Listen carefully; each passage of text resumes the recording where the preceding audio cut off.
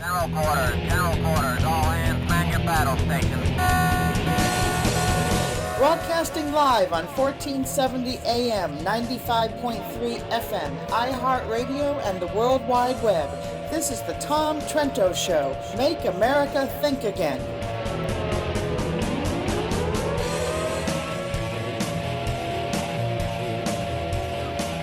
In a couple of minutes to the impeachment inquiry with Fiona Hill. Oh, my God, if you want to see a deep state policy community, Trump-hating, central casting character that the Democrats are oozing over, you got to see and listen to Fiona Hill with a beautiful British accent. Oh, my God, she's got a British accent. Everything she says must be true.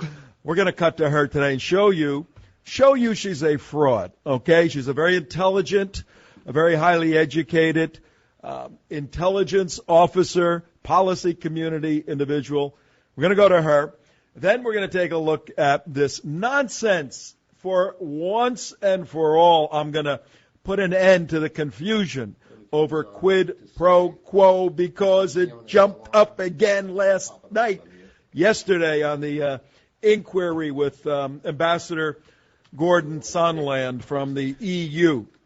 He said, of course there's a quid pro quo. I'm gonna lay that out for you so any and everyone can understand it, and maybe the president can understand it, get on the right side of this thing, because he is on the right side, but he's using the wrong words. I'll straighten it all out. Tom Trento at 11:04 in the morning. But a little bit of housekeeping.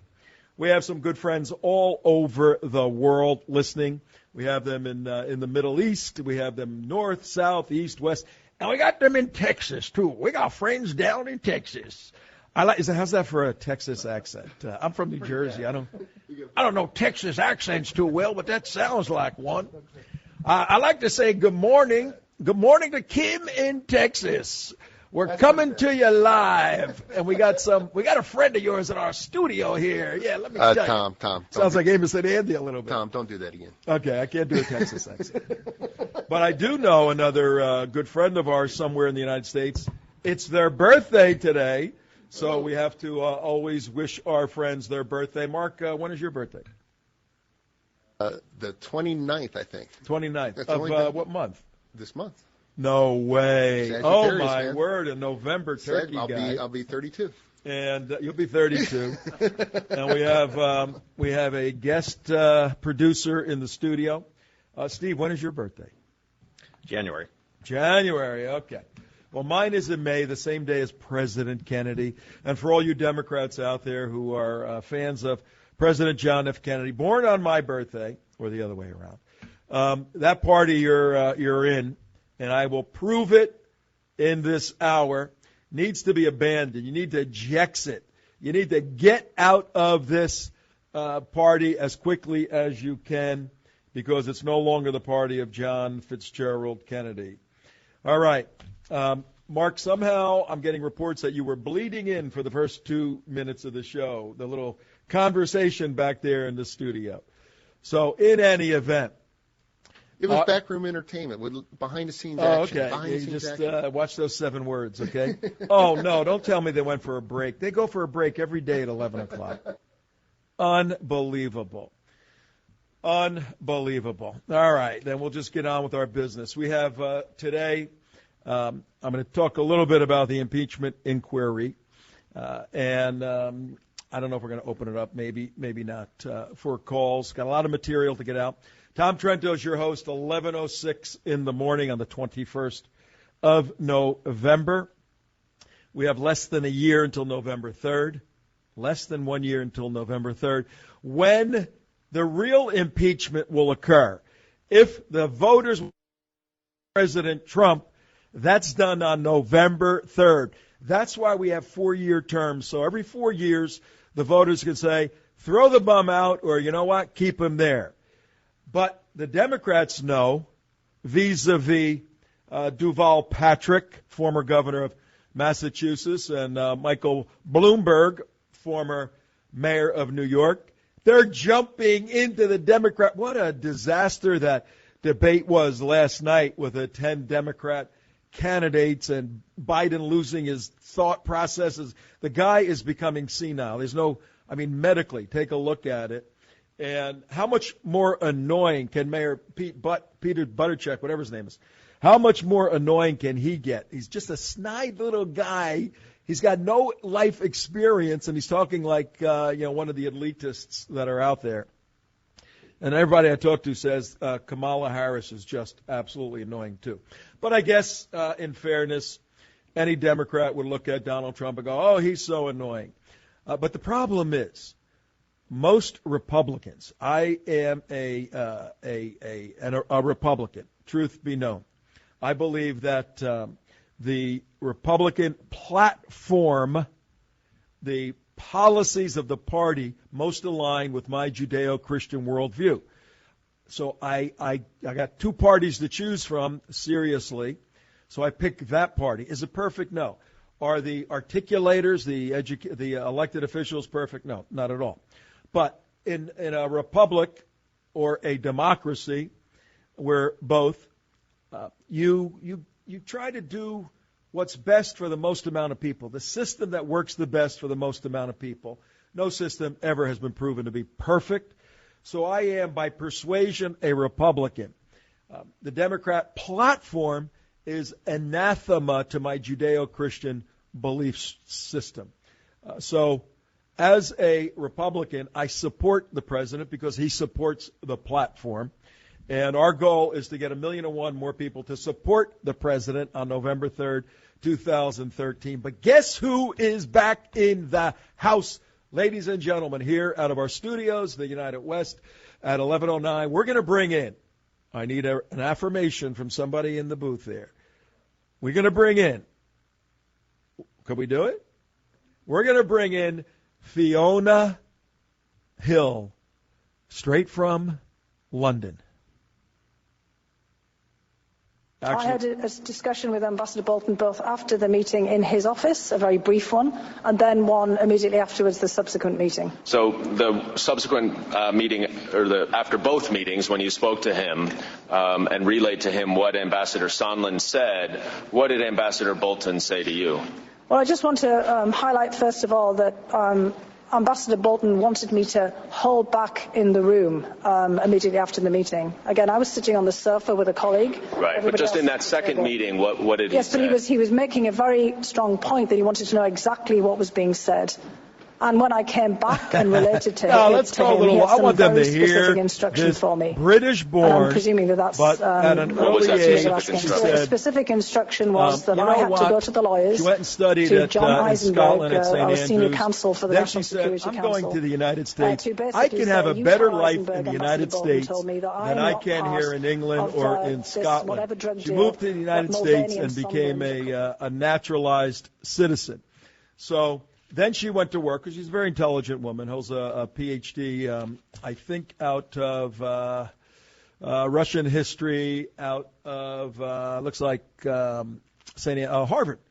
No, her Ph.D. is out of St. Andrews. And she's an intelligent woman. She goes to work in a whole variety of think tanks. If you got a Ph.D. or if you've been to Harvard and you have an English accent, you can get a job anywhere in Washington, D.C. People fall down when you walk in with that kind of Cockney. I guess that's not a Cockney accent, but a British accent.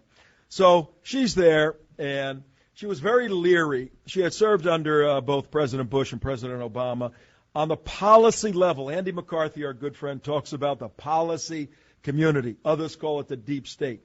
She served as a functionary in the policy community.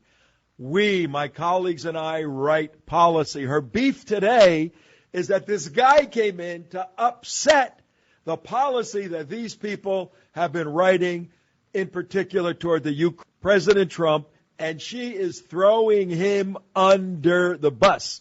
But you got to look at the source. You got to look at the source, ladies and gentlemen.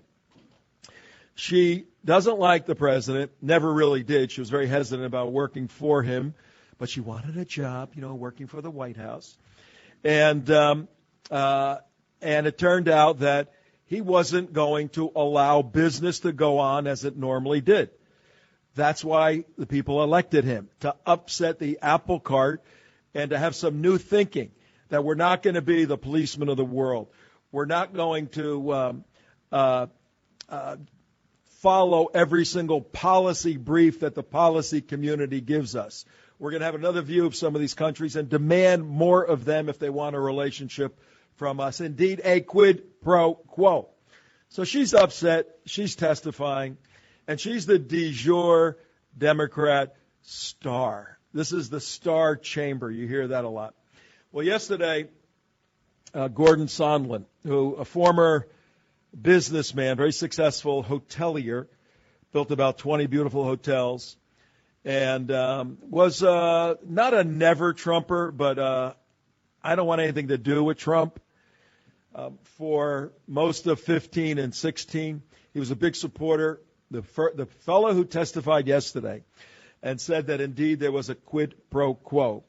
He, in 2015 and 16, was one of the primary supporters of Jeb Bush, our former governor here in Florida. And when Jeb fell by the wayside, Gordon Sondland was a big supporter of Mitt Romney and all of his work. And then when Trump got the nominee, he said, I'll get behind him. But then when Donald Trump had some negative remarks about the Muslim couple whose son died fighting in Afghanistan, and Trump wasn't talking about the son, he was talking about the couple, then Gordon Sondland said, I'm done with Trump. I want nothing to do with him. So Gordon Sondland is not a friend of Donald Trump's. When you hear he gave $1 million to his inauguration, that's kind of pro forma for many business people. The guy is center-left Republican. He has several companies, and 4 of his companies got together and put $1 million together for President Trump's inauguration, for the inauguration. And was he rewarded an ambassadorship? Probably. That's how these things work. He's a very intelligent guy, seems to love his country. Not skilled at foreign affairs, anything like that, which is good. It's better to have a businessman in the EU because he was there to generate business.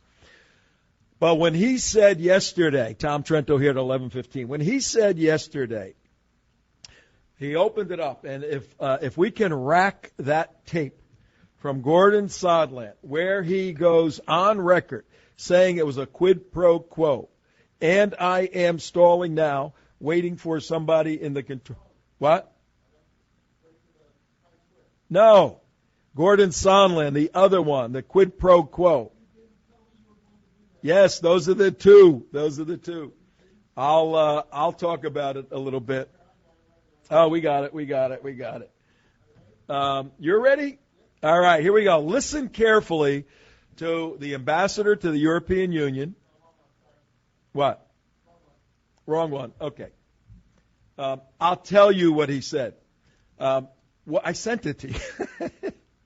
You want to bet?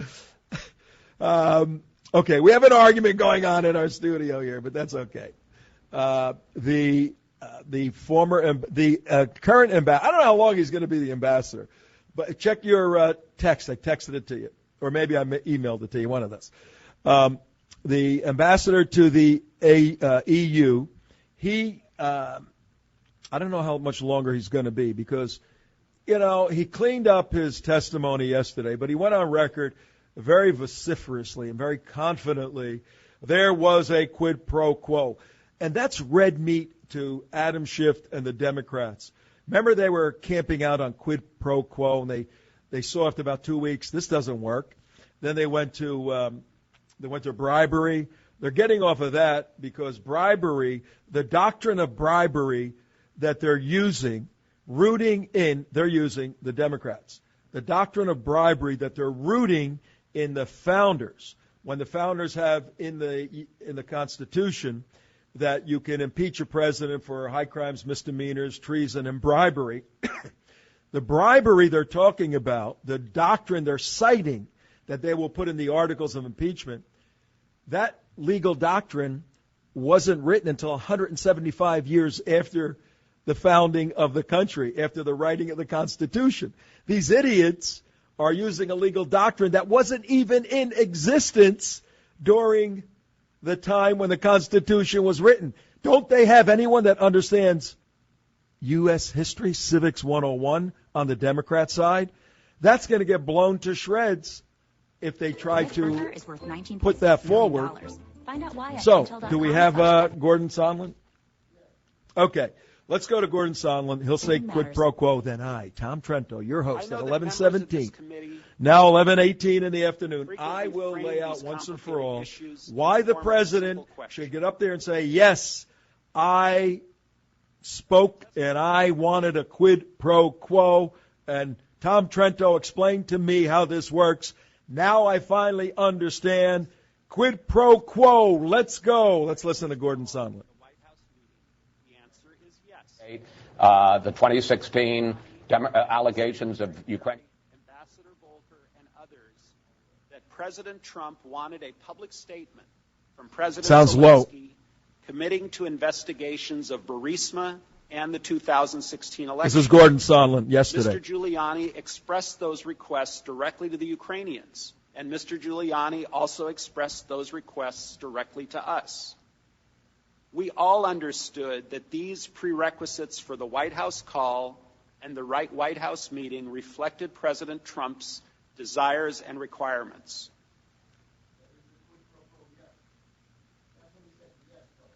Where is it? I didn't hear it. You didn't hear it? No. All right, go on. All right. He goes on to say yesterday, he says, there's all this debate about quid pro quo. And Gordon Sondland says rhetorically, was there a quid pro quo? And he answers, yes, of course there was. We all knew about it. Immediately, the Twitterverse lit up. Immediately, the leftist side of the political equation was stumbling over themselves. Shortly after that comment, the chairman, Schiff, called a recess and went out and had a press conference saying it's over. The ambassador who spoke to firsthand knowledge, spoke to the president. He said there was a quid pro quo. That was by noon or so. By 5 o'clock, when Jim Jordan and the others on the Republican side got to cross-examine Gordon Sondland, they asked him point blank, did you at any time hear the president offer a bribe or require anything in response from Governor Zelensky, President Zelensky of Ukraine? No. Did you hear anything from the president? Did he tell you anything about bribery? No.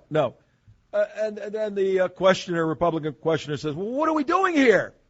You have nothing to say. Well, I felt that there was. He actually said, I speculated that there was a quid pro quo. That's your speculation. You understand, and we're not in a court of law now, but we will be on the Senate side. You can't even testify because you're speculating. You don't have evidence of any of this. You understand that? Yes, I do. And he was completely eradicated as a legitimate witness that the Democrats thought he was. That's the drama that occurred yesterday. We got the English lady, Fiona Hill, today playing around. But I'm going to resolve, as I said, it's now 11:21 in the morning. WNN 1470, 95.3, or iHeart Radio. Listen carefully. I'm going to take a sip of water here because I need my voice. A sip of water, and then I'm going to lay out as if I were in a classroom teaching this, and I am. I'm in our studio. It is a classroom. Quid pro quo. I know you're getting tired of hearing that, but let's do this one more time. Fact number one. Quid pro quo is a Latin term. I have happened in my extensive academic career.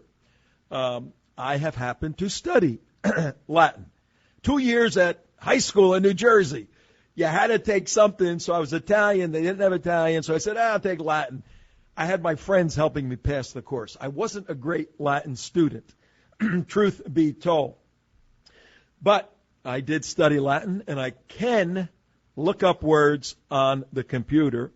And subsequently, I good student and went to colleges and graduate school and studied logic and philosophy, and you use these Latin terms and all of that. So I completed the circle in my academic life. Quid pro quo means this for that. Okay? So when these people say, oh my God, he did a quid pro quo, this for that. All they're saying, if I said to them, speak English, shift, well, he did a this for that. Okay, he did a this for that. You know, you have the talking heads on CNN. Mary, did you hear that the president did a quid pro quo? Oh, my word, Sally, the president did a quid pro quo. If I was there, if I was in, they would never have me on CNN. I'd say, ladies, excuse me, I can translate Latin. Would you please say what those Latin words in English? Well, we don't know what they mean. I'll tell you what they mean. This for that. So say your sentence over again. The president did a this for that. Wow, Sally, the president did a this for that. You listening audience, what's the problem when you throw 3 Latin words out floating in space with no context or no definition? What's the problem? Mark, I'll ask you. I throw 3 words out. Hey, Mark, you did a this for that. Don't you do that all the time when you hire somebody? What are you talking about? What is the context of the this for that? And I want to see the statute that says a this for that is illegal, or a this or a quid pro quo is illegal. Anything? What? You're insane. Lucky, Mark, because I'm here today to sort all of this out. Fact number 1: the pure definition of quid pro quo is this for that. Fact number 2: every second of life is a quid pro quo. Everything you do. Let's go to Dairy Queen when we're done, and we'll go there, and I'm going to get my favorite medium Blizzard. It's the chocolate. It's the cherry chocolate kind. I love it. Hey, Tom, can you pick me up a chocolate sundae? And you know what I'll do? I'll fill up your tank for you later. Okay, you're going to fill up my tank. I'll go get that. I go to Dairy Queen. I tell the guy, can I have that medium Blizzard, the chocolate cherry one there? He goes, you want this? I said, you want that? I said, yeah. He goes, okay, you give me this. And he points to my wallet. Okay, I'll give you money. I'll give you this for that. So we now have a this for that. Is President Trump going to get impeached if he goes to Dairy Queen and orders a Blizzard and he does a quid pro quo? According to the idiots, the imbeciles, and they're idiots and they're imbeciles at CNN and the other leftist media organizations that are now partners with the Democrat Party, they're idiots because they allow hatred. And occasionally I read from the Bible out of Proverbs, and yesterday I read about wise people hang with wise people. Bible goes on to say that the fear of God is the beginning of wisdom. The respect for God is the beginning of wisdom. And these people have abandoned any respect for God. In fact, the Democrat Party, by platform, one of the reasons I'm not a Democrat, has thrown God out of their platform, out of the policies of their party. When you do that, you open yourself up for all nonsense. You allow hatred to permeate your being, and you interpret the world from a perspective of hatred. Donald Trump is the epitome of hatred for the left. So when they hear a term that somebody told them is bad, quid pro quo, even if he went to Dairy Queen to get an ice cream and somebody said he did a quid pro quo at Dairy Queen, they go, oh, my God, we got to impeach him. We absolutely have to impeach him. Fact number 1, quid pro quo means this for that. Fact number 2, every second of life is a this for that. You got to have some context and definition. But here's where the Democrat impeachment inquiry dies the death of 1,000 cuts. Because once you put it under the logical microscope of analyzing the facts, it falls apart. You see, in a quid pro quo, in a this for that, there's 2 types of quid pro quo. There's the legal type. I'll have that Blizzard and I'll give you $3. And that this for that is completely totally, fully legal, and I can't get impeached from anywhere for buying ice cream at Dairy Queen doing a quid pro quo. But then there's the illegal side of the quid pro quo. And this is where Democrats think they got the president. And here's where the president has put himself into a corner by saying, I didn't do any quid pro quo. He's making a mistake, our president, because he's throwing the legal quid pro quo out with the illegal quid pro quo. The baby with the bathwater. He's throwing both out. He's not making the linguistic distinction, the legal distinction between that type of this for that is justifiable, moral, and legal, and the other type of this for that, which is not justifiable, it's illegal, and it's immoral. So he's saying, you're accusing me of immoral stuff, you're crazy. I didn't do that this for that thing. That has to sink in, ladies and gentlemen. Tom Trento, your host. 28 minutes after the hour, WNN 1470. We're having a great day today. It's about 75 degrees or so in beautiful South Florida. We got a lot for you. I'm going to work through this quid pro quo. You're going to love it. It's fascinating information. And the message is, if any of you can get to Donald Trump, if you got like a red phone or his number, call him up, tell him to give me a call. I'll explain how he could reframe his position. Come out and say, damn right I did a quid pro quo and I did the right kind and I'll do it again. And it's the absolute best thing for the United States of America. Because in his heart, we all know that he truly, truly, truly loves the United States of America. I keep getting rebuked by people here. But they are right. I keep saying it's a beautiful afternoon. It's still morning time. I forget. We end at afternoon. It's still morning time. All right. People who are texting me that it's still morning time, I get it. I understand it. And I appreciate your Seriously, that's what they're complaining about morning. Yeah, I mean, they got nothing better to do to tell me what side of the meridian I'm on, post or anti-meridian or post-meridian. Well, all the things, never mind. Yeah, go get a job, will you, whoever's telling me that? No, they mean well. They mean well. All right, so let's continue with how Donald Trump can reframe his understanding of this for that in the proper sense. And I'll do it by explaining that there are illegal this for that's, illegal quid pro quos. And I grew up in New Jersey, and I don't know, in my life in New Jersey, you run into kind of people here and there, and it wasn't that strange to run into somebody, you could have overheard a conversation where Vinny Bones says to Rocky, he says, yo, Rocky, you want a seat at the table? And, Rocky's the young guy, wants to build his way up into the organization. Vinny Bones, I'd love a seat at the table, man, absolutely. And so Vinny Bones says to Rocky, well, Rocky, here's the deal. We know a guy who knows a guy who knows another guy that has a problem with us, and if that guy who knows the other guy can somehow go away, hey, Rocky, you got a front row seat at the table. Oh, you do that Italian accent very well, Tom. Okay. You got a front row seat at the table. Now, I'll interpret that. Character number one was telling character number two to wipe out a human being, and if he did that, he would be welcomed into this social club that meets on, I'm not going to tell you the name of the street, but this social club that may meet somewhere in Newark, New Jersey. So that is a this for that. You do this, I give you that. You do that, I give you this. Is it a legal one? Is it like going and buying ice cream at Dairy Queen? Hey, give me an ice cream, I'll give you $3. No, it's an illegal quid pro quo. And herein lies the problem.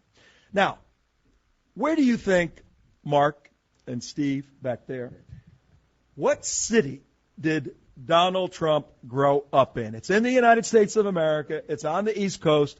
It's pretty big. It had an idiot for a mayor a few years back who's now running on the Democrat side for president. What city of which am I speaking? I'm guessing that would be New York. New York City. Give Ding, the ding, ding, boy ding, ding, ding, ding, a ding. stuffed animal. Yes, Donald Trump grew up in New York. And what business was he in? I think he was in construction. Does Vinny Bones or Rocky or Louis the Nose or Tommy or any of these guys, are they in any construction business in New York City by any chance? Yeah, maybe that whole Hoffa thing comes to mind. Can you build in the 60s and 70s and 80s, can you build any building in New York City without running into Vinny Bones or one of his friends? No. Do you think Donald Trump dealt with these guys every single day? Yep. Do you think his language, his essence, his pro forma, who he is cut on the mean streets of Manhattan, dealing with bad characters and having to smack them around? You think that's part of who Donald Trump is? That's a yes. That's a yes.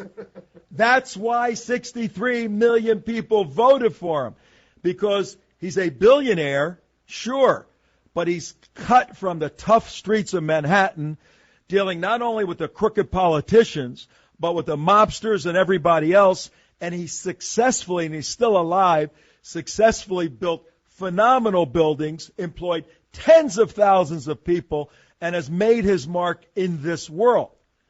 So, when it comes to the Latin language, you think he's a Latin scholar? No. No, he's not a Latin scholar. So he doesn't understand the intricacies of the Latin language. When he hears quid pro quo, this for that, oh my God, they're thinking I got to smack somebody around. Hey, Vinny, is this a quid pro quo? Yeah. Donald Trump is going, why they yelling at me? I don't want to smack the Zelensky guy around. He's a young guy. He's a comedian. He's the president. He's a good guy. What's this for that? I did a quid pro quo, but I'm this is the way I am. I mean, I'm not smacking him around. I'm talking to him. He couldn't make the distinction between a legal quid pro quo, an illegal quid pro quo, and it all got mixed up. So he said, I didn't do a quid pro quo, because they're saying, oh, quid pro quo is illegal. I didn't do that. I never asked them for anything where I was going to smack him around if he didn't get. For Trump, a quid pro quo means you smack the guy around to get him to do what you want to do. He had no intentions of doing that with Zelensky. So when the left says, you did a quid pro quo, he goes, I did not. He didn't say, like I would say, can you say those three words in English? Well, you did it this for that. What this did I do for that? And you need to turn to people like Andy McCarthy, the retired, prominent, preeminent prosecutor from the Southern District of New York. Co-author with you. Co-author with a book that I was privileged to help write with a bunch of other people and Andy. Andy, in his own, is a phenomenal writer. I'm reading Ball of Collusion right now about all of this stuff. But guess what? Andy was there at the same time. Donald was there on those mean streets. Andy was locking up the guys that Donald was dealing with. I wouldn't doubt if Donald dropped a dime on a few of these guys and said, hey, Andy, you and your friend Rudy need to go look at the cement people that are holding up my business here. I wouldn't be surprised if that happened. Look, all you weak-minded people up there, you got a president from New York City. This is the toughest city in the world on a whole variety of levels. He's not a cupcake. You want a cupcake, go get Mayor Butt from Indiana. He'll be your cupcake. He'll get a lot of respect around the world. You're going to get a lot of comments on that, Tom. What is Mayor Butt? His name is too, people call me Trent in high school. They always use the first part of my last name. Hey, Trent. Yeah. So, whatever. So, we're back to Trump running away because he thinks quid pro quo means I'm smacking Zelensky around. No, it doesn't mean that at all. It means I got some good stuff, some good this is for that's. Now, what are the good this is for that's? And here's where we come down to this Fiona Hill, who has said at the beginning of her testimony today, she's the English chick who is trying to implicate Donald Trump in a quid pro quo, and she should know better because she went to Harvard. That's why she's playing games. She said there was a quid pro quo. And she also went on the record saying absolutely the Ukraine in 2016 did not interfere with Donald Trump's election.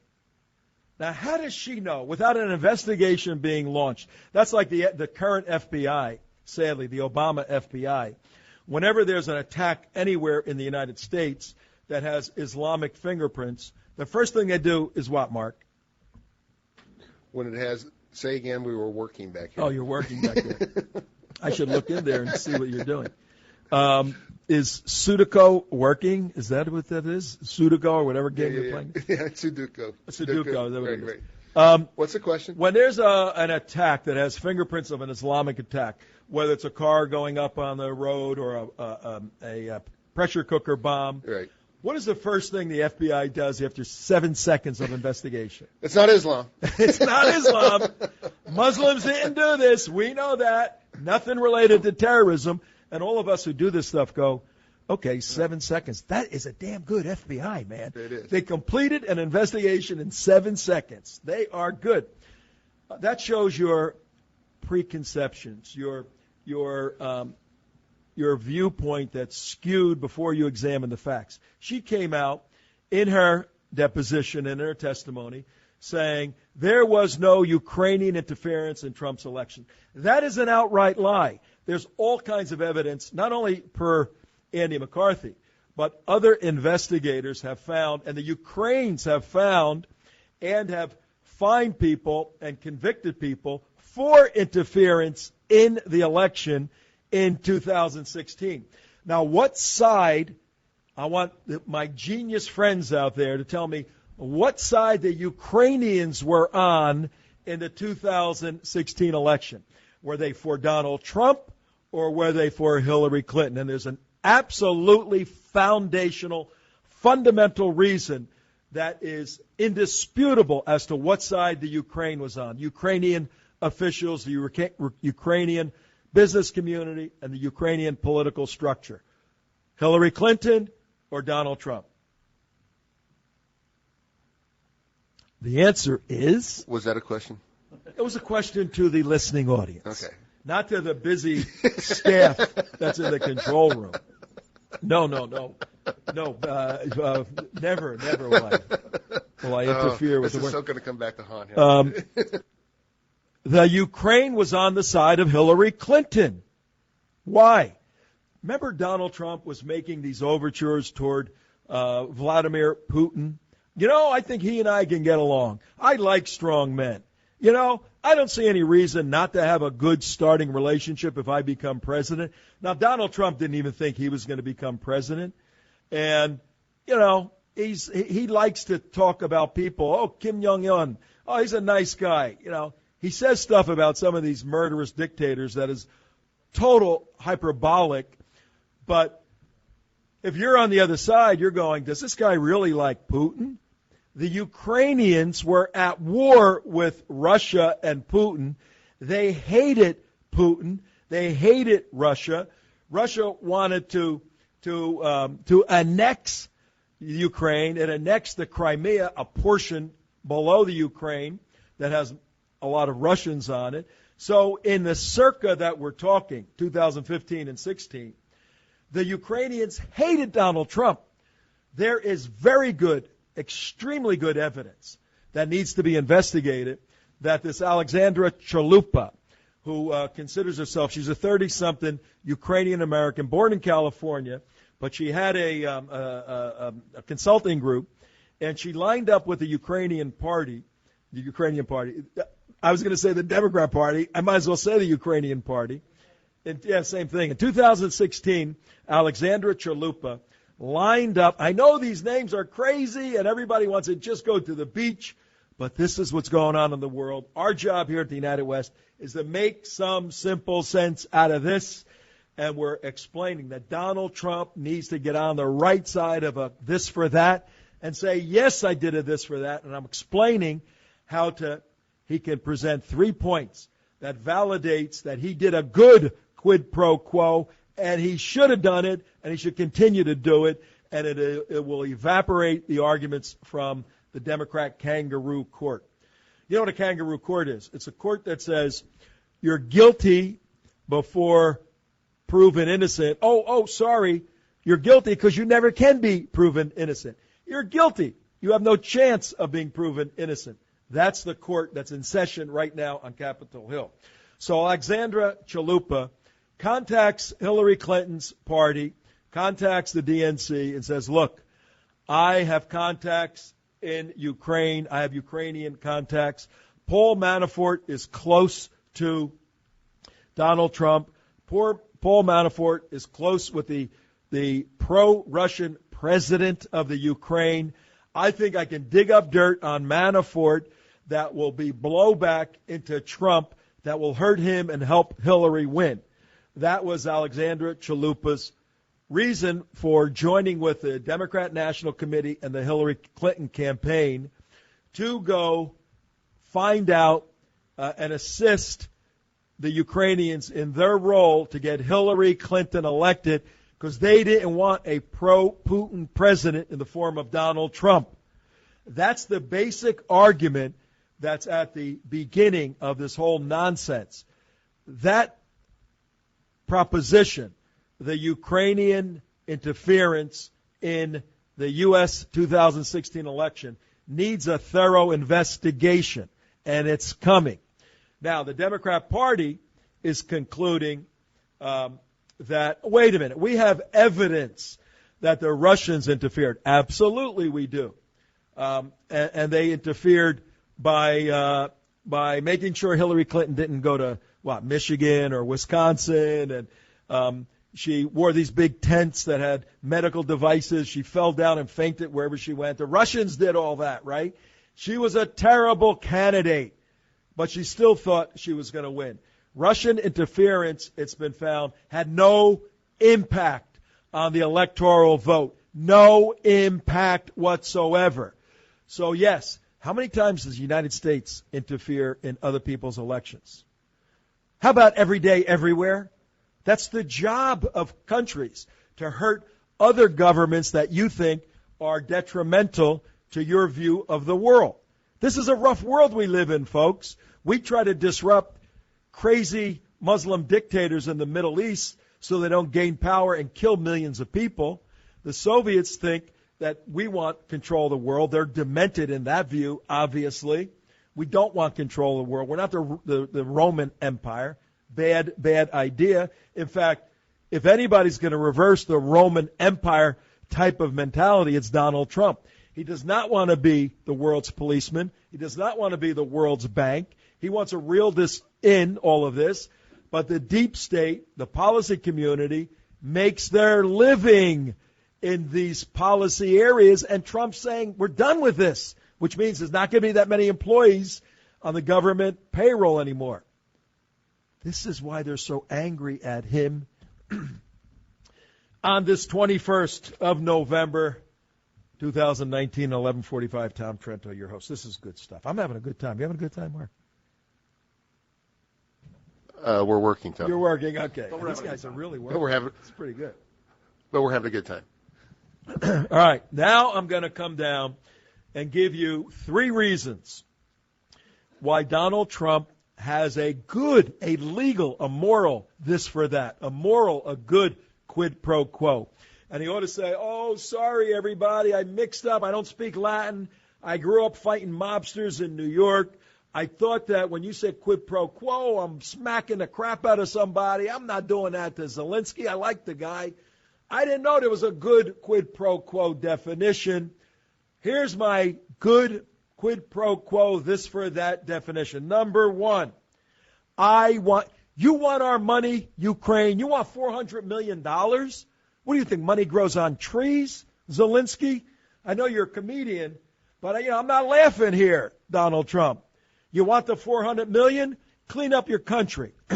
Now, this is 2017, 18, and it's still raw in the mind of Donald Trump what he's hearing from his investigators and the intelligence community that's with him that, yeah, the Ukrainians tried to knock you out of the box, Donald.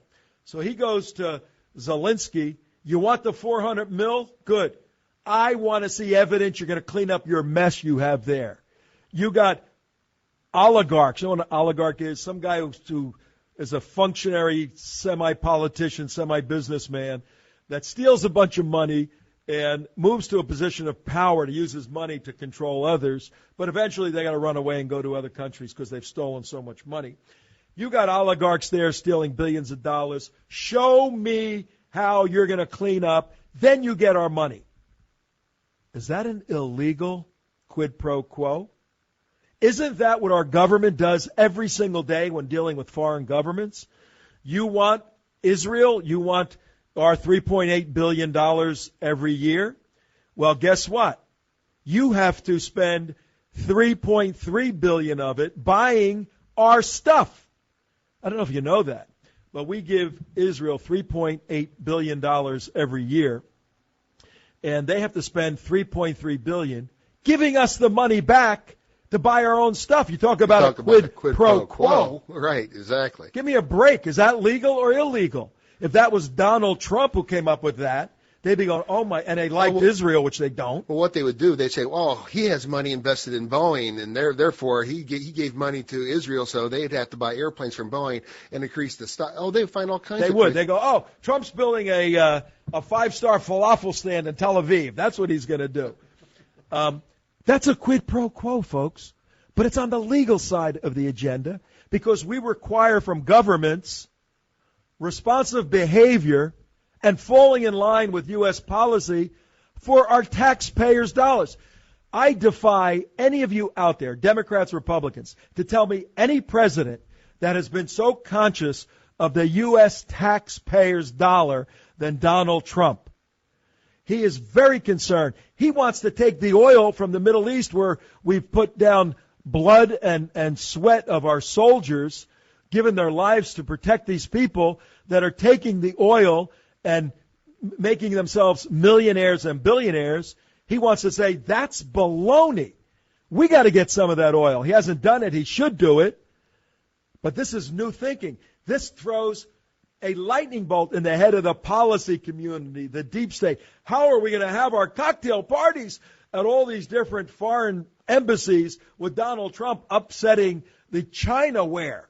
Speaking of China, what president has taken a harder role on China? He implements tariffs, and everybody starts crying. Isn't that why we elected him? We hold Israel to a quid pro quo, but it's a legal quid pro quo. That's all he was doing with the Ukraine. Zelensky will give you $400 million, but you clean up that corruption. You understand? Part of the cleanup, I want two areas investigated. Number one, you guys were screwing with me in 2016. You weren't there, Zelensky. You weren't the president. You guys were screwing with my election in 2016. You were on the side of Hillary Clinton. I want to get to the bottom of that. I want to know. I won, so it doesn't matter to me. Now, I'm running again. I want to know if you're going to be playing games with me again. But I won. I want to know how you did it. I want to understand this. I want to know that it stopped. You investigate what the Ukraine did to interfere in my election. That's the second point that I want in my this for that. Is that legal? Of course it's legal. Absolutely legal. Is that to the benefit of Donald Trump? Did he make any money off of that? Is he making money being the president of the United States? He's not Barack Obama, who went in there broke and is now a multi-millionaire. He's not Bill Clinton, who went in there broke and is now a multi-millionaire. He's not Hillary Clinton, who went in there broke and is now a multi-millionaire. He was a billionaire. He's probably not going to be as wealthy as he was once he finishes being president in 4 more years, because many people in the world don't like him. They'll pick at his places, all of that. This is a losing proposition. Anything he does, he loses money. And I thought public servants were supposed to, who had money, were supposed to go in and serve as public servants and have less money than they come out. How does an elected official go in with no money, and even in Congress, and come out with more money. They make $200,000 a year. How do they become millionaires? That's another show, okay? So, 3 points under investigating corruption that Donald Trump asked legally, morally, this for that-ally of Zelensky. Number one, I want an overall reform. Within that reform, I want you to investigate the 2016 election, how you sided on Hillary Clinton's side. And number three, we got a guy running for vice president right now in the United States. His name is Joe Biden. He may become the president of the United States of America.